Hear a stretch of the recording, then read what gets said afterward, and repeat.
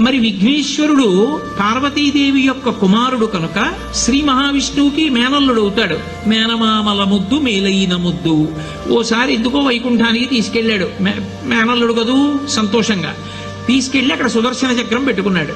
ఇదేమిటో బాగుందని తీసి తొండంలో కింద పెట్టి మింగేశాడు. అయ్యబాబో, ఇది శత్రు సంహారకమైనటువంటి సుదర్శన చక్రం రా, దీన్ని మింగేశాడు పిల్లాడని ఎలా బయటికి తెప్పించాలో అర్థం కాక విష్ణువు మొట్టమొదట ఆ పిల్లాడి ముందు ఇలా చెవులు పట్టుకుని గుంజీలు తీశాడు.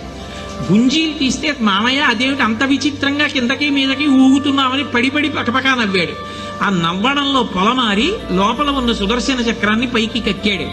పైకి కక్కడానికి విష్ణువుకి సాధనంగా ఆనాడు గుంజీలు తీశాడు కనుక ఎవరు గుంజీలు తీస్తారో వాళ్ళని చూసి సంతోషించి అనుగ్రహిస్తూ ఉంటాడు.